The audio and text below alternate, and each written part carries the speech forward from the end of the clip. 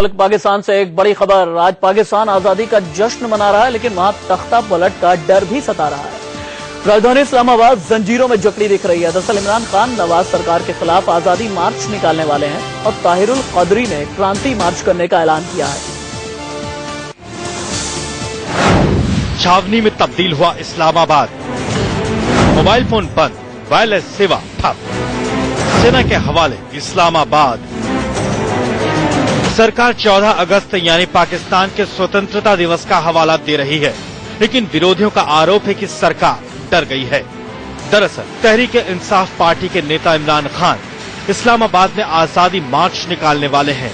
उनका आरोप है कि 2013 के चुनाव में कम से कम 35 सीटों पर खुलेआम वोटों में गड़बड़ी की गई, जिसमें सीनियर जज, अधिकारी और चुनाव अधिकारी के शामिल होने का आरोप लगाया गया है। उनकी मांग के बावजूद केवल 10 सीटों पर फिर से वोटिंग कराई गई। इसी के विरोध में इमरान खान मार्च निकालने वाले हैं। पीएम नवाज शरीफ ने इसे टालने के लिए प्रस्ताव रखा कि 3 सदस्य इसकी जांच करेंगे, जिसमें सुप्रीम कोर्ट का एक जज भी होगा। इमरान ने पेशकश खारिज कर दी।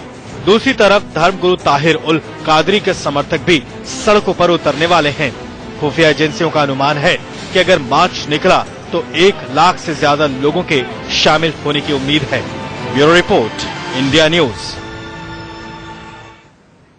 अपने अस्तित्व के लगभग 6.5 दशकों में स्थायित्व की सबसे बड़ी लड़ाई लड़ रहा है पाकिस्तान, और इसी मसले पर बात करने के लिए हमारे साथ मौजूद हैं भारत पाक मामलों के जानकार रिटायर्ड कर्नल दानवीर। स्वागत है आपका।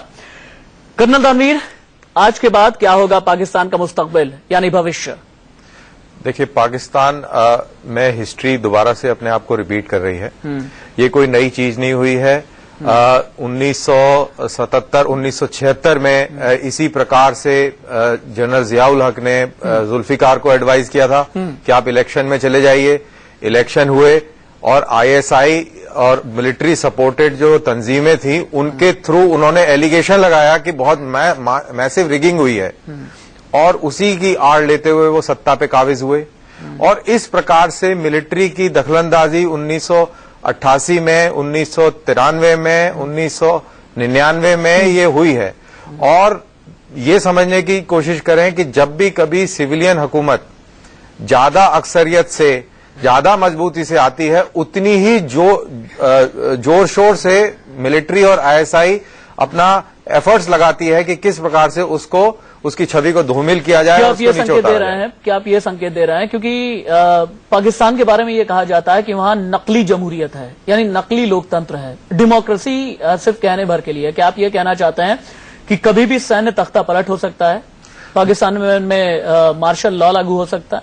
देखिए, सत्ता की जो पूरी पकड़ है, चाहे वो आगे आपके फेस पे कोई भी हो, वो पूरी रहती है जनरलों के हाथ में।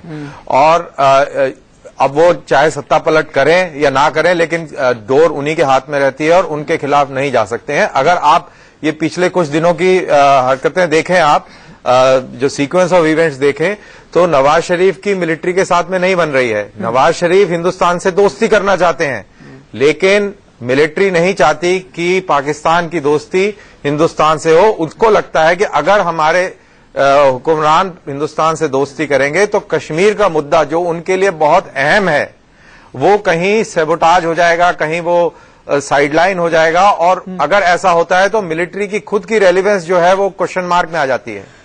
तो इस प्रकार के कई सारे सवाल हैं जिससे कि मिलिट्री और नवाज शरीफ एक दूसरे को आई टू आई नहीं देखते हैं। और प्रोबेबली ये जो पूरी कार्रवाई है कादरी की और इमरान खान की, ये भी कहा जा रहा है कि ये आईएसआई और मिलिट्री सपोर्टेड डेमोन्स्ट्रेशन और ये जो अनरेस्ट है, ये उनकी तरफ से फ्यूल किया गया है। लेकिन एक बहुत बड़ी बात यह भी है कि कहा यह भी जा रहा है कि इमरान खान और ताहिरुल कादरी के पीछे पाकिस्तान की जो तथाकथित रेडिकल फोर्सेज हैं वो भी हैं। अब मुझे ये बताइए, ये सिचुएशन कितनी ज्यादा अलार्मिंग है? क्योंकि इमरान खान ने पिछले 1 साल में जिस तरीके से मुखालफत की है नवाज शरीफ की, उसके बाद हमने ये देखा है कि पाकिस्तान में केंद्र और सूबे में बहुत ही ज्यादा डिफरेंसेस आ गए हैं। और इन डिफरेंसेस की वजह से जो अलग अलग सूबे हैं, वहां पर अलग अलग तरीके के विरोध पनप रहे हैं, पिछले कई दशकों से पनपते चले भी आ रहे हैं। क्या पाकिस्तान में गृह युद्ध के हालात बन गए हैं? अगर बन गए हैं तो हिंदुस्तान के लिए कितना खतरनाक है? देखिए, पाकिस्तान की सबसे बड़ी विडंबना है कि पाकिस्तान में आपको पाकिस्तानी नहीं मिलेगा, वहां पे आपको सिंधी मिलेगा, बलूची मिलेगा, पठान मिलेगा और पंजाबी मिलेगा। और इन्हीं के आपस के बीच में काफी ज्यादा अंतर विरोध है और ये सिचुएशन डेफिनेटली अलार्मिंग है। इंडिया के लिए अलार्मिंग इसलिए है कि अगर वहां पे गृह युद्ध होता है तो उसका स्पिल ओवर आना लाजमी है। बहुत शुक्रिया आपका। मिडलिन अल्ब्राइट पूर्व विदेश मंत्री हुआ करती थी अमेरिका की। उन्होंने ही कहा था कि Pakistan is a migraine, Pakistan एक सरदर्द है और हिंदुस्तान के लिए अभिशाप ये कि पाकिस्तान उसका पड़ोसी